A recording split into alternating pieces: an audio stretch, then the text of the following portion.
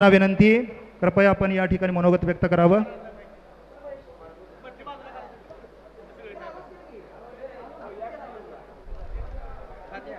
आदरणीय महेश पवार यांना विनंती आहे.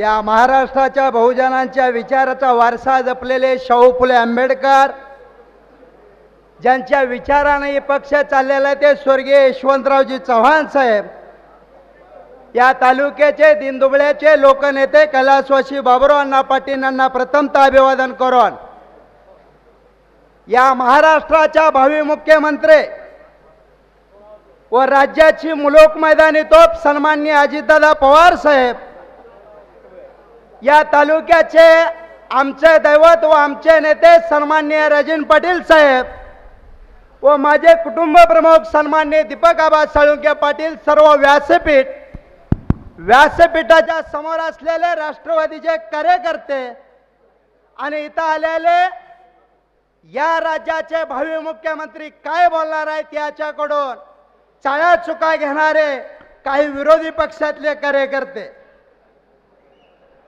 दादा, या देशामध्ये या राज्यामध्ये स्वर्गीय यशवंतराव चव्हाण साहेबांना जर उजनी बांधलेला नसता तर आम्ही या व्यासपीठावर खादीचे कपडे घालून या ठिकाणी तुमच्या पुढे आलो नसतो. या देशात या राज्यात स्वर्गीय यशवंतराव चव्हाण साहेबांचे आचार विचार या देशाचे भावी पंतप्रधान सन्माननीय पवार साहेब, या राज्याचे भावी मुख्यमंत्री सन्माननीय अजितदादा पवार साहेब यांच्या टाचाला टाच लावून या तालुक्याचे लोकनेते कैलासवासी बाबुराव अण्णा पाटील, त्यांच्यापासून या तालुक्याचे युवा नेते अजिंक्य राणा पाटील सर्व तुमच्या पाठीमागे असतील याचे आम्ही सर्वसामान्य कार्यकर्ता आहे. दादा, गेले 2 वर्ष झाले उजनीत पाणी नाही, उजनी भरलेलं आहे. आमची एकच अपेक्षा इथं बसलेल्या लोकांची, येणाऱ्या काळामध्ये आम्हाला 5 पळ्या पाहिजेत उन्हाळ्याच्या.